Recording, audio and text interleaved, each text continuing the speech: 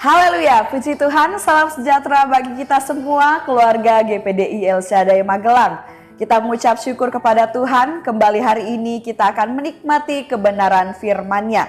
Rise up, bangkit, bergerak, berdampak. Puji Tuhan, Bapak Ibu yang diberkati oleh Tuhan, kita akan belajar firman Tuhan sesuai dengan pembacaan Alkitab kita hari ini. Kita akan buka Alkitab kita di dalam kitab Ayub, pasal yang ketiga, ayat 1 sampai ayat 3. Sekali lagi, Ayub 3 ayat 1 sampai ayat 3. Demikian firman Tuhan. Sesudah itu Ayub membuka mulutnya dan mengutuki hari kelahirannya. Maka berbicaralah Ayub, biarlah hilang lenyap hari kelahiranku, dan malam yang mengatakan seorang anak laki-laki telah ada dalam kandungan. Puji Tuhan, renungan firman Tuhan hari ini saya berikan judul tidak kecewa. Ya, mari Bapak Ibu kita akan terima pesan Tuhan, berkat-berkat Tuhan dari renungan 79 kita hari ini. Terlebih dahulu kita akan observasi ayat yang sudah kita baca tadi. Nah, Bapak Ibu yang diberkati oleh Tuhan, tokoh yang terlibat dalam peristiwa di pasal ini adalah Ayub secara pribadi, di mana Ayub ini kita kenal sebagai seorang yang saleh dan benar di mata Tuhan. Namun kemudian hidupnya mengalami satu ujian tantangan yang sangat berat. Pasal ini berisikan ratapan dari Ayub yang penuh dengan kepedihan dan keputusasaan. Ya, karena itu tadi ada penderitaan yang sedang dia alami. Nah, peristiwa dalam pasal ini terjadi setelah Ayub kehilangan harta bendanya, anak-anaknya, kesehatannya, bahkan ada peristiwa-peristiwa lain di mana orang-orang terdekatnya pun juga meninggalkan dia. Dan sesuai dengan pasal ini, Ayub meratap karena mengalami satu ujian yang sangat berat, sangat luar biasa, dan Ayub ini seperti merasa tidak tahan lagi, tidak sanggup lagi untuk menghadapi semuanya itu. Kemudian di sini Ayub mempertanyakan mengapa ia harus dilahirkan ke dalam dunia ini, mengapa dia harus hidup dan kemudian harus menanggung beban yang begitu berat ini. Kemudian di sini juga kita melihat bagaimana Ayub merindukan kematian sebagai jalan keluar dari penderitaannya, supaya dia tidak mengalami kesusahan lagi seperti yang dia alami pada saat itu. Nah, di sini Ayub mengungkapkan kepedihannya melalui kutukan. Ya, bahkan dia mengutuk hari kelahirannya sendiri. Di sini juga Ayub menggunakan bahasa seperti sajak puisi yang penuh dengan gambaran yang kuat untuk menggambarkan keputusasaannya atau menggambarkan kepedihannya, kesedihannya, penderitaannya yang sedang dia alami pada saat itu. Nah, Bapak Ibu, itulah observasi yang kita bisa temukan dari ayat yang kita sudah baca. Dan kemudian interpretasinya Bapak Ibu, apa yang kemudian kita dapat pelajari dari hal ini, ya, kita sebagai manusia tentunya tidak ada seorang pun di antara kita di dunia ini yang tidak pernah merasa kecewa. Ya, setiap kita pasti pernah mengalami apa itu yang namanya kekecewaan di dalam kehidupan kita, dan apapun penyebab dan faktornya, semua kita pernah mengalami yang namanya kekecewaan. Di sini kita pun dapat melihat bagaimana Ayub juga merasa kecewa. Kondisi Ayub yang pada saat itu memang sangat berat. Segala harta bendanya lenyap, anak-anaknya juga mati. Kemudian tidak hanya itu, Ayub pun harus menderita sakit borok yang sangat parah ya di seluruh tubuhnya. Dan kemudian dalam kondisi yang sudah sukar, istrinya yang harusnya menjadi penolong bagi dia justru kemudian tidak mendukung, meninggalkan, bahkan sahabat-sahabatnya pun tidak memberikan dukungan seperti yang diharapkan oleh Ayub ketika dia menghadapi pergumulan. Nah, disinilah kemudian muncul kekecewaan dalam diri Ayub, yaitu Ayub kecewa akan hari lahirnya. Ayub berharap bahwa ia tidak pernah dilahirkan ke dalam dunia. Ya, ketika dia ada di dunia, dia justru mengalami peristiwa yang berat tersebut. Jadi Ayub merasa kecewa, lebih baik dia tidak dilahirkan. Itu menurut pandangan pikiran dari Ayub. Ayub bahkan berharap lebih baik dia mati daripada dia harus menghadapi tantangan pada saat itu. Nah, disinilah Ayub kemudian dia benar-benar sedang bergumul hebat dengan penderitaan yang dialami, baik itu secara fisik, secara sosial maupun juga secara rohani. Keluhan dan kekecewaannya ini merupakan ungkapan penderitaannya, ungkapan keputusasaannya yang sangat mendalam. Dan sekali lagi Bapak Ibu yang diberkati oleh Tuhan, sama, semua manusia pernah mengalami yang namanya kecewa di dalam kehidupan mereka. Dengan segala keadaan atau masalah yang sedang dihadapi, banyak hal yang tentunya bisa saja membuat kita mudah kecewa. Nah, di sini kita akan belajar Bapak Ibu yang diberkati oleh Tuhan. Di sini kita tidak akan menuruti apa yang dilakukan oleh Ayub, namun di sini kita belajar dari pengalaman Ayub ini, bagaimana kita mau berusaha bersama-sama untuk tidak kecewa. Tidak kecewa akan hal apa Bapak Ibu? Yaitu tidak kecewa dengan diri kita sendiri, tidak kecewa dengan keadaan apapun yang sedang kita alami atau yang sedang kita rasakan, tidak kecewa dengan keadaan kehidupan kita saat ini. Itu yang harus kita pelajari dan tanamkan di dalam kehidupan kita. Ada sebuah renungan Kristen yang saya baca, di sana menuliskan, kita harus ingat bahwa kasih Tuhan tidak bisa diukur dan dibatasi dengan perasaan serta penderitaan yang kita alami. Ia adalah Tuhan, pencipta dan penguasa seluruh ciptaannya, dan Ia sangat mengasihi kita. Tetapi itu tidak berarti kita akan selalu terhindar dari yang namanya penderitaan.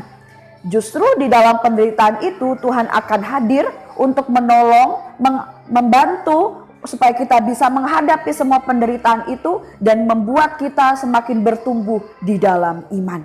Nah, ini sangat luar biasa Bapak Ibu dari renungan firman Tuhan ini, dan disinilah kita belajar. Oleh sebab itu kita tidak perlu kecewa. Tidak perlu takut, khawatir dengan kehidupan kita ataupun keadaan apapun yang sedang kita alami. Karena yang pertama saya bacakan ada ayat-ayat yang akan menguatkan kita. Mengapa kita tidak perlu kecewa dengan apapun keadaan hidup kita. Yang pertama, Roma 8 ayat 28. Di sana firman Tuhan berkata, kita tahu sekarang bahwa Allah turut bekerja dalam segala sesuatu untuk mendatangkan kebaikan bagi mereka yang mengasihi Dia, yaitu bagi mereka yang terpanggil sesuai dengan rencana Allah. Ini adalah kebenaran firman Tuhan bagi kita semua. Tidak, janganlah kecewa dengan kehidupan kita, dengan apapun yang kita alami. Karena Dia turut bekerja di dalam segala hal. Dalam tantangan yang kita hadapi, dalam penderitaan yang kita rasakan pun, Tuhan turut bekerja di dalamnya. Tuhan pasti akan campur tangan, Tuhan bisa menolong kita, memberikan kita kekuatan, kemampuan untuk menghadapinya. Oleh sebab itu jangan kecewa dengan kehidupan kita. Kemudian yang kedua, Roma 8 ayat 38 sampai 39. Di sini firman Tuhan berkata, sebab aku yakin bahwa baik maut maupun hidup, baik malaikat-malaikat maupun pemerintah-pemerintah, baik yang ada sekarang maupun yang akan datang, atau kuasa-kuasa baik yang di atas maupun yang di bawah, ataupun sesuatu makhluk lain, tidak akan dapat memisahkan kita dari kasih Allah yang ada dalam Kristus Yesus Tuhan kita. Puji Tuhan, ini alasan yang kedua yang mengapa kita tidak kecewa. Jangan sampai kita kecewa dengan kehidupan kita atau apapun yang kita alami. Karena Allah itu sangat mengasihi kita. Apapun yang terjadi di dalam kehidupan kita, tidak ada yang dapat memisahkan kita dari kasih-Nya Allah. Oleh sebab itu pasti kita akan mengalami kasih Allah itu ketika kita sedang dalam pencobaan atau tantangan sekalipun. Justru di dalam tantangan, kasih Allah itu akan semakin nyata, semakin berkuasa di dalam kehidupan kita. Oleh sebab itu jangan takut, jangan khawatir akan apapun yang akan kita hadapi atau saat ini sedang kita hadapi. Karena kasih Allah itu selalu melekat di dalam kehidupan kita. Kasih Allah lah yang akan menolong kita, memampukan kita menghadapi semuanya. Kemudian aplikasinya Bapak Ibu, apa yang kemudian harus kita lakukan? Yang pertama, karena kita tidak boleh kecewa dengan kehidupan kita, maka yang harus kita lakukan adalah bersyukur, bersukacita atas kehidupan kita ini, atas keadaan apapun yang sedang kita alami. Mazmur 139 ayat 14. Aku bersyukur kepadamu oleh karena kejadianku dahsyat dan ajaib. Ajaib apa yang kau buat dan jiwaku benar-benar menyadarinya. Di sini firman Tuhan yang sangat luar biasa. Kita mau bersyukur kepada Tuhan untuk setiap kehidupan kita. Karena Allah membuat kehidupan kita ini dari keajaiban, dari kedahsyatannya. Oleh sebab itu kita harus bersukacita, bersyukur dengan kehidupan kita. Karena Allah ciptakan kita ini spesial, istimewa, segambar dan serupa dengan Dia. Oleh sebab itu apapun yang kita alami, Tuhan pasti akan menyertai kita. Karena kita ini ciptaannya yang luar biasa. Kemudian yang kedua, apa yang harus kita lakukan? Yaitu kita harus menjalani kehidupan ini dengan dan sesuai kehendak Allah serta tuntunan Allah di dalam kehidupan kita.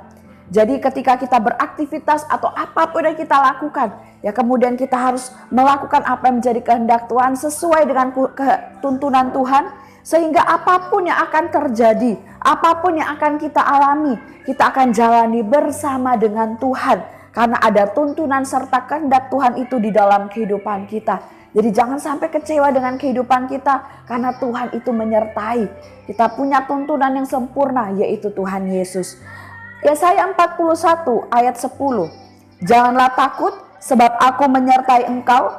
Janganlah bimbang sebab aku ini Allahmu. Aku akan meneguhkan, bahkan akan menolong engkau. Aku akan memegang engkau dengan tangan kananku yang membawa kemenangan. Ayat yang terakhir, Yeremia 29 ayat 11. Sebab aku ini mengetahui rancangan-rancangan apa yang ada padaku mengenai kamu. Demikianlah firman Tuhan, yaitu rancangan damai sejahtera dan bukan rancangan kecelakaan, untuk memberikan kepadamu hari depan yang penuh harapan. Puji Tuhan, bersyukurlah atas kehidupan kita, bersukacitalah atas kehidupan kita, dan jalani kehidupan ini bersama dengan Tuhan. Maka kita akan melihat kemenangan yang daripada Tuhan menjadi bagian kita. Puji Tuhan, Tuhan Yesus memberkati kita semuanya. Kami ucapkan terima kasih bagi Bapak Ibu yang telah menyaksikan Renungan 79. Kiranya renungan ini menjadi kekuatan berkat bagi kita semuanya. Bagi Bapak Ibu saudara-saudari yang rindu untuk didoakan, untuk pokok doa tertentu, atau ingin menyaksikan kebaikan Tuhan, mujizat Tuhan, baik itu mujizat kesembuhan, pemulihan masalah keluarga dan lain-lain, dapat disalurkan melalui chat WhatsApp di nomor 0813 2742 0088. Mari kita akan berdoa. Kami mengucap syukur Tuhan buat kebenaran firman-Mu yang kami dapat nikmati hari ini. Firman-Mu yang mengajarkan kami untuk tidak kecewa atas kehidupan kami atau apapun yang sedang kami alami. Namun kami mau bersyukur, bersuka cita atas setiap kehidupan yang Tuhan sudah anugerahkan. Karena ini adalah berkat terindah bagi kehidupan kami. Dan kami mau jalani kehidupan kami ini bersama dengan Tuhan Yesus. Terima kasih Tuhan buat kebenaran firman-Mu ini. Tuhan memberkati setiap jemaat Tuhan yang ada di GPD El Shaddai Magelang. Biarlah hidup kami semakin hari semakin cinta Tuhan dan semakin setia melayani Tuhan. Terima kasih ya Tuhan, karena Engkau yang telah mengasihi keluarga GPD El Shaddai Magelang dan yang telah mengutus anak-Mu sebagai pendamaian bagi dosa-dosa kami. Terima kasih Tuhan, kami aminkan dan terima firman-Mu dengan penuh ucapan syukur dalam nama Yesus. Haleluya. Amin.